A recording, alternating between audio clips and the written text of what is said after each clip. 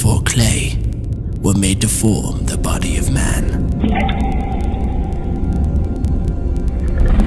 There were creations of smokeless fire and creations of light.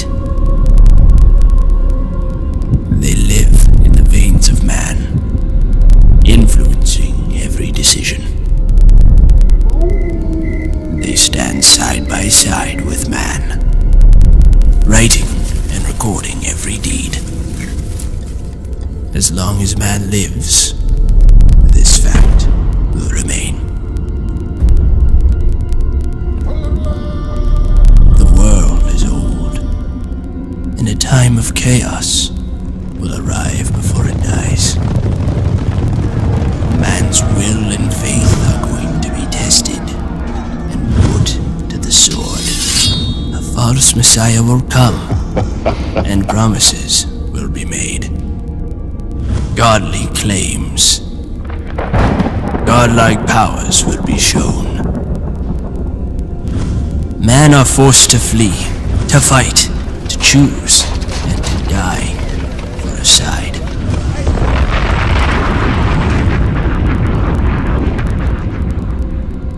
When the smoke clears, the world will cease to exist, and man will find out what he has done in his lifetime. This has been written, the world of the unseen.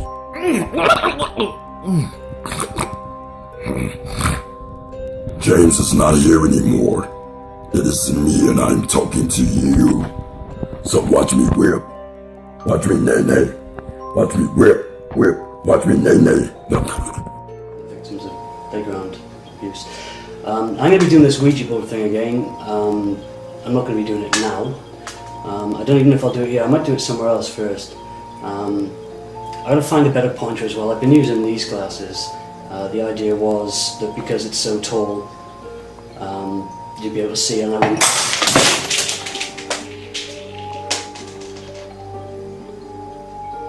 Why am I even surprised?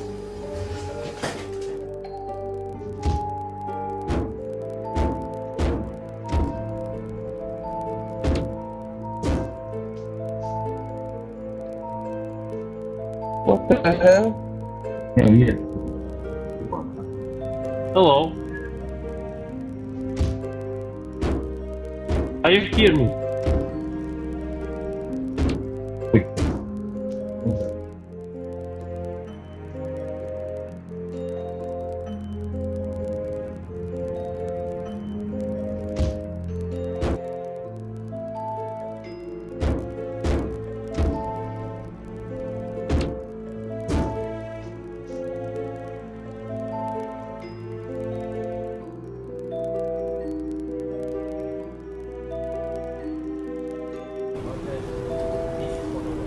The question is, in my opinion, how does Dajjal communicate and give orders to his followers? At the very end of the Quran, Allah warns us about الَّذِي يُوَسْوِسُ فِي صُدُورِ النَّاسِ مِنَ الْجِنَّةِ وَالنَّاسِ. It is a inspiring or putting thoughts and ideas into the heart, and as a consequence these people believe that these are their own thoughts. He does this through the shayateen. Shayateen, plural of shaitan. The Prophet said, alayhi salatu wasalam, وَيُبْعَثُ مَعَهُ الشَّيَاطِينَ, that the shayateen are going to be raised with Dajjal. This hadith in Kanzul Ummal. The shayateen are going to be raised with Dajjal. And these shayateen, plural of shaitan, the jinn, these shayateen are going to do something very interesting. يُشَبِّهُونَ بِالْأَمْوَاتِ. They're going to take the form of human beings who died. Your father died 40 years ago. And lo and behold, here is your father standing in front of you. He has the face, the appearance, the shape, everything of your father. He has your father's voice. He has your father's mind.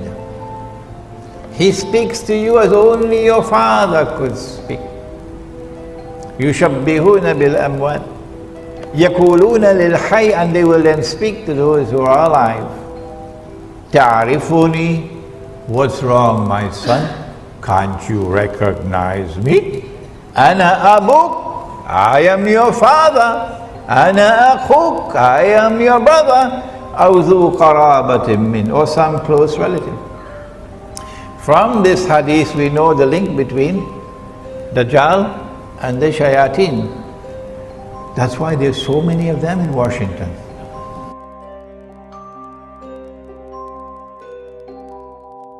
Which goes over the patient's head. It's very important, obviously, to cool the brain as quickly as possible.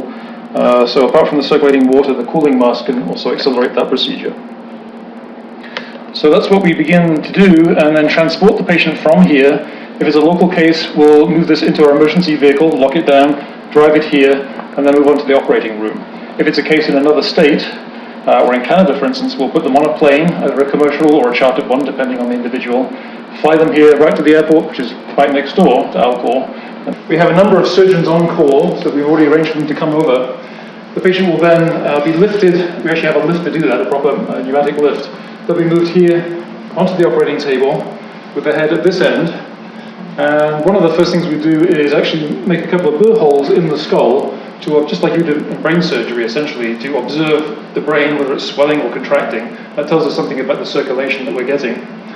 Then depending whether it's a whole body patient or someone just preserving the brain only, if it's a whole body patient, we'll access the major blood vessels of the heart and connect those up to the heat exchanger and the perfusion machinery here. And the idea there is to wash out the blood and body fluids as quickly and thoroughly as possible and replace those with a cryoprotectant, which will be in the reservoir here. And that starts off at a fairly low concentration because we don't want to chemically shock the cells, and we gradually ramp that up in concentration over time. So it's circulating and recirculating through the patient, gradually raising that concentration. The idea is to try and eliminate ice crystal formation. Ice crystals are the enemy of good biological sustainability. So actually what we will do in the end is vitrify the patient. The solution will get colder and colder, more and more viscous, and become really like a glass-like solid, holding everything in place. Now we're interested in the brain, but trying to remove the brain from the skull is just too difficult. Plus it provides additional mechanical protection, so there's no point trying to remove it. But it really is the brain we're interested in. We will then move the patient's cephalon, as we call it, to the cephalon box here, and the head actually goes upside down and is secured with these clamps. And then, as with a whole body patient, except this time we'll access the carotids, and we'll use the perfusion machinery here, and again the heat exchanger. The same thing, removing the fluids from the brain, the blood and body fluids as much as possible, gradually increasing the level of cryoprotectant, which will be monitoring with our computerized system here. This is telling us what temperature, what pressure, degree of concentration of the cryoprotectant. The cryoprotectant is really kind of a medical grade antifreeze, to put it sort of in simple terms. It protects the body against ice crystal formation, but it is itself somewhat toxic. There's no doubt our procedures do some additional chemical damage, so we try to minimize that by improving the formulation and by introducing it at the optimal speed, which we've learned through experience and experiment.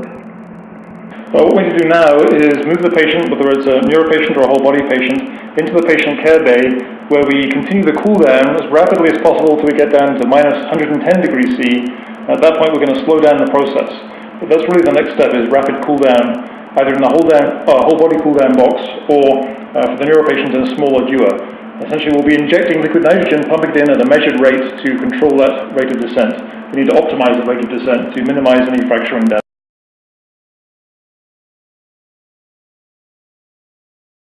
We can get about 10 neuro patients in the same volume, but we have slightly different pod systems, as you can see.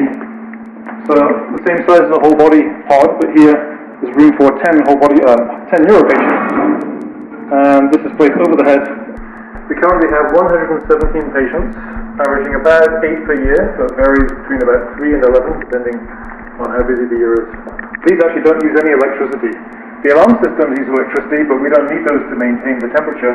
We just top up with liquid nitrogen, and As you can see, this is room temperature on the outside of like a gigantic thermos bottle. Yeah. We just fill these up every week or so. We can actually leave them for 6 months or so before they would reach a low level. But no electricity is required.